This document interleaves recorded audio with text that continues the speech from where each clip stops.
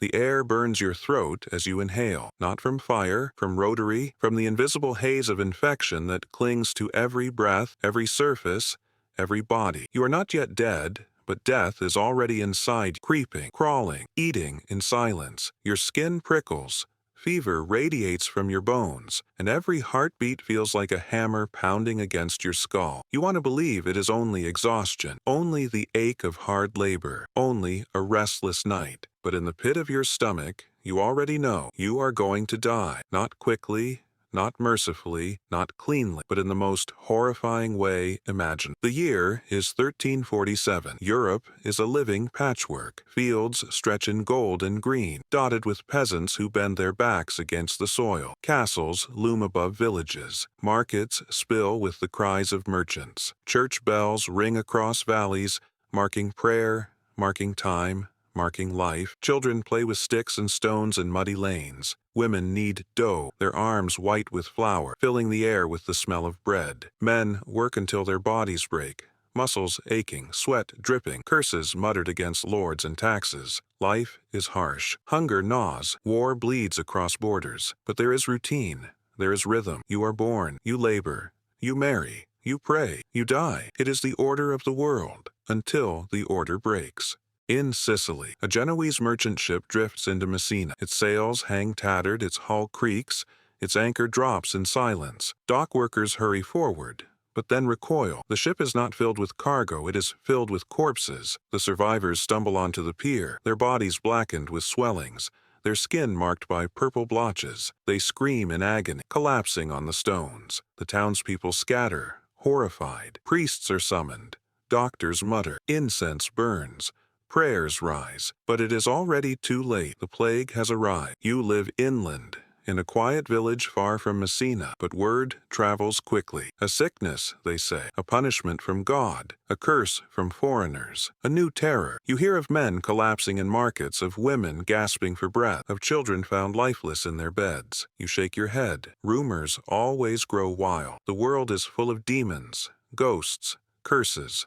All stories. You return to your fields. You kneel at your prayers. You break bread with your family. Life continues until it doesn't. It begins in your body quietly, a chill in your bones, the kind you felt before after long hours in the cold. You sweat through the night, teeth clattering, body trembling. You tell yourself it is nothing, a touch of fever, a passing sickness. But when you wake, you feel it, a lump beneath your arm, hard, swollen, tender. By evening, another swells at your groin. By night, one rises at the base of your neck. Buboes, they pulse like living things, throbbing in rhythm with your heartbeat. Each touch is agony, sharp and burning. Your wife gasps when she sees them. She whispers prayers under her breath, clutching her rosary so tightly it cuts her hands. Your children stare at you, wide-eyed, clinging to her skirts. Your neighbors whisper that you are marked. By the second day, your skin blossoms with purple blotches. They spread like spilled ink across your arms, your legs, your chest. They darken until they are black. Your flesh is rotting while you still breathe. Your body betrays you. The taste of iron floods your mouth, metallic and bitter. Your tongue swells, cracked and bleeding. The smell of your own body makes you gag, sweet, sickly, putrid, the stench of decay. You smell like death before death arrives. Your head throbs. Your ears ring. The bells outside toll endlessly, not for weddings, not for prayer, but for death. Through the window, you see priests walking barefoot, chanting psalms, their faces hollow. They swing censers, smoke filling the air, but their voices tremble with fear. Fires burn in the square, choking the air with ash. People say smoke drives out the poison. Others say nothing will. Dogs scavenge from the dead, left in ditches. Ravens circle, waiting, black wings flashing. And you lie drenched in sweat, trapped in pain. The buboes swell. They rupture. Black pus seeps, soaking your sheets. Your wife turns away, tears streaking her cheeks. Your neighbors bar their doors. You are alone, alive, but already condemned. Time loses meaning. You do not measure life in hours or days anymore. You measure it in waves of pain. The fever grips you like fire, then leaves you shivering with cold. Sweat pours from your body, soaking the straw beneath you only for you to freeze moments later. Teeth clattering so hard you fear they will break. The buboes swell larger. They burn like coals beneath your skin, stretching it tight. Each throb feels like a hammer driving into your bones. Some are the size of eggs now, others like apples,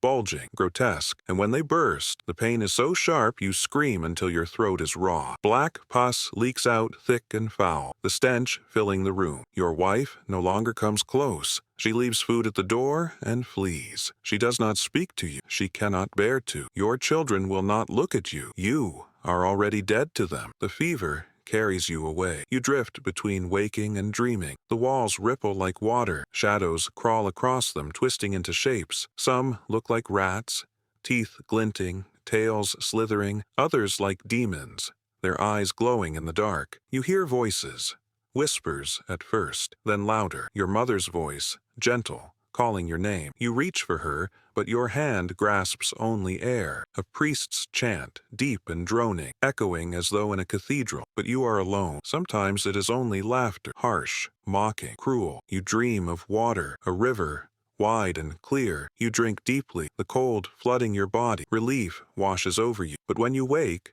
your lips are cracked, bleeding, your tongue swollen, stuck to your teeth. You dream of fields, endless, golden. Your children run ahead, their laughter ringing. You call after them, but when you reach them, they crumble to ash in your arms. You are trapped between worlds, not alive, not dead. You can no longer eat. Hunger gnaws at you, but your stomach revolts. A crust of bread, untouched. A bowl of broth, sour and cold. Your limbs shrink. Your skin hangs loose, stretched thin over jutting bones. Your eyes sink into dark hollows. The purple blotches spread. They bloom across your body, blotching your arms, your legs, your chest. They darken to black. Your fingers stiffen. Your toes grow numb. The flesh dies while you are still alive. Your breath rattles. Each inhale a scrape. Each exhale a gasp. Your chest feels heavy as though stones are pressing down. And still, you linger. Beyond your walls, the world is unraveling. Graveyards cannot hold the dead. Pits are dug shallow, filled quickly. When the rain comes, the earth shifts. Corpses rise again, bloated,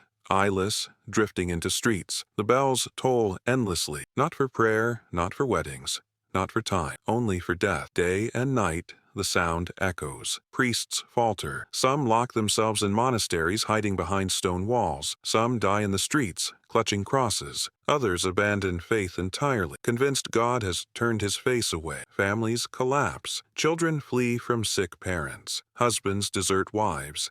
Neighbors bar their doors. Love dissolves into fear. Through your window, you hear them, the sound of chanting, the crack of whips. You drag yourself upright enough to glimpse them passing through the village, bare-chested, barefoot, their backs torn open, blood streaking down. They march in long lines, chanting prayers, striking themselves with every step. They believe their suffering will appease God. That blood, spilled willingly, might stop the plague. People kneel as they pass, crossing themselves, weeping. Some join the procession, stripping off shirts, raising whips. But the plague does not stop. Elsewhere, blame turns to rage. Jews are accused of poisoning wells. Entire communities are burned alive in their synagogues. Foreigners are chased from towns, beaten, hanged. Women are dragged into the streets, accused of witchcraft. They are stoned, drowned, burned. Hatred spreads faster than disease, and the bodies still pile up. You hear the creak of wheels outside. A cart passes, heavy, groaning. It is filled with corpses, arms dangling, legs twisted, heads lolling. The gravedigger trudges beside it, scarf over his face, hands blistered from the shovel. His eyes are empty. He has seen too much. When he stops,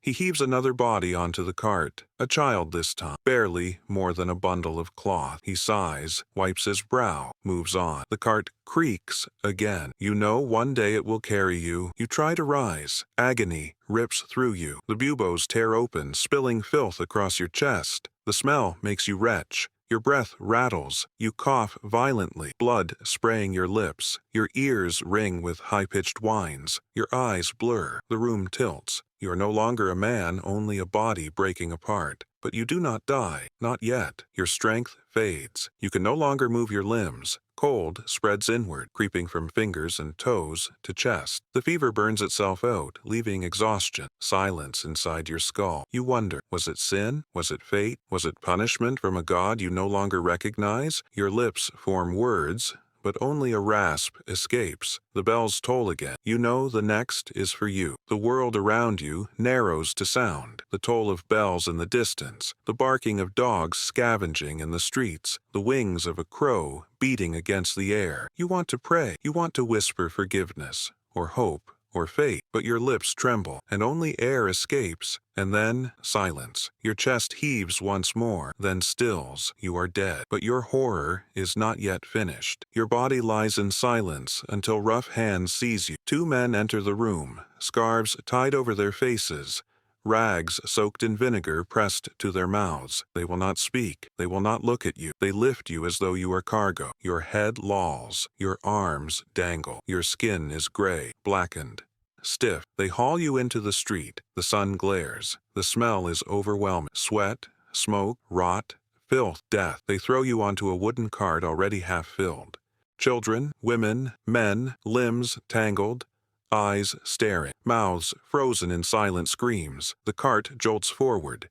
Its wheels groan over mud, over cobblestone, over blood. Dogs follow, barking, snapping at dangling arms. Children watch from doorways, their faces blank. They cross themselves quickly, then slam their doors. No one mourns, no one prays. You are only one more body. The cart creaks out of town, past the churchyard, already overflowing, past the fields, untended, overrun with weeds. It stops at the edge of a pit. The hole yawns wide, its sides slick with mud. It is already filled with bodies. They are stacked like firewood, twisted together, rotting, indistinguishable. The grave diggers do not linger. Their shovels scrape the dirt. They mutter curses. Their faces are hollow, their eyes glazed. Your body is seized, lifted, tossed. You land heavily atop others. Your arm bends, your face presses into the chest of a stranger. You do not look human anymore. Neither does he. More bodies follow. They land on you, pressing you down. Dirt is shoveled. It falls in clumps, striking faces,